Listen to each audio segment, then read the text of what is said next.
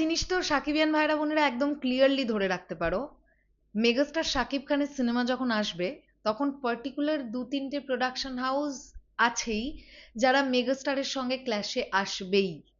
মানে এটা তারা একদম ডিসাইড করে রেখেছে।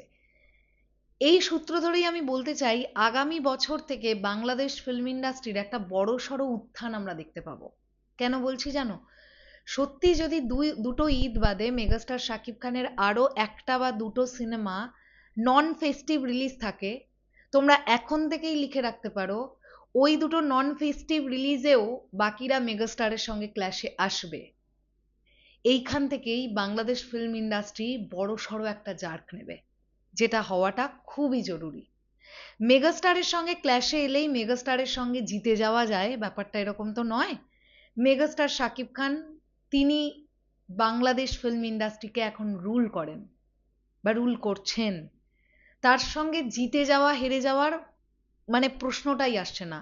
কম্পিটিশন সমানে সমানে হয়। কম্পিটিশন কখনো একজন এখানে আর একজন এখানে এরকম অবস্থায় হয় না।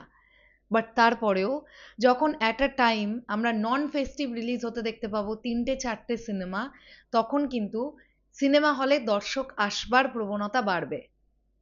এখান থেকেই কিন্তু বাংলাদেশ ফিল্ম ইন্ডাস্ট্রির একটা অনেক বড় উপকার হবে। আচ্ছা, একটা জিনিস তোমরা ভেবে দেখেছো, গত দু তিন বছর আমরা নন ফেস্টিভ কটা রিলিজ হতে দেখেছি বাংলাদেশে? খুব রেয়ার না? আর যে কটা ছবি রিলিজ হয়েছে, কটা সিনেমা আলোচনার মধ্যে ছিল?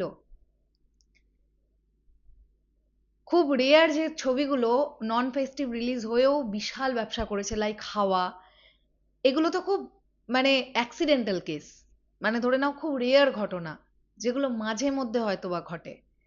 কিন্তু নন ফেস্টিভে সুন্দর সুন্দর বড় বড় ছবি নিয়ে প্রডিউসাররা আসছেন, এইরকম রিস্ক আমরা গত দু তিন বছরে সেভাবে দেখতে পেলাম না কেন?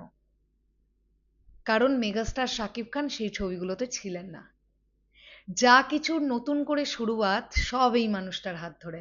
তোমরা লক্ষ্য করে দেখে নিও, আগামী বছর থেকে নন ফেস্টিভ রিলিজ যদি সত্যি মেগাস্টারের আসে, দুই ঈদ বাদ দিয়ে একটা বা দুটো সিনেমা, সেই সিনেমার সঙ্গে নিজেদেরকে কম্পিটিটর ভেবে তিনটে চারটে ছবি তার সঙ্গে চলে আসবে।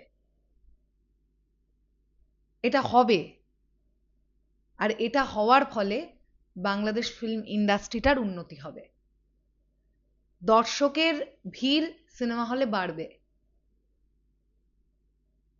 তো আমার মনে হলো এই বিষয়টা নিয়ে আলোচনা করা উচিত, যে সবকিছুর শুরুয়াত মেগাস্টার শাকিব খানের হাত ধরেই। এটা ডেফিনেটলি আমরা শুরুয়াত বলতে পারি না, কারণ মেগাস্টার শাকিব খান পূর্বে নন ফেস্টিভ রিলিজ প্রচুর হয়েছে এবং সেগুলো প্রচুর ব্যবসা করেছে, ব্লকবাস্টার তকমা পেয়েছে। কিন্তু মাঝখানে তো এই ধারাটা বন্ধ হয়ে গিয়েছিল। দেখা যাক 2027 সাল থেকে আবার আমরা এই ধারাটা চালু হতে দেখতে পারি কিনা, যে দুই ঈদ বাদেও মেগাস্টারের একটা বা দুটো সিনেমা, স্পেশালি সিঙ্গেল স্ক্রিনের হল মালিকদের জন্য খুব উপকার হয় তাহলে। শেষ করলাম ভিডিওটা। তোমাদের কি বক্তব্য এই পুরো বিষয়টাকে নিয়ে কমেন্ট সেকশনে জানিও। তাহলে এখনের জন্যে টাটা।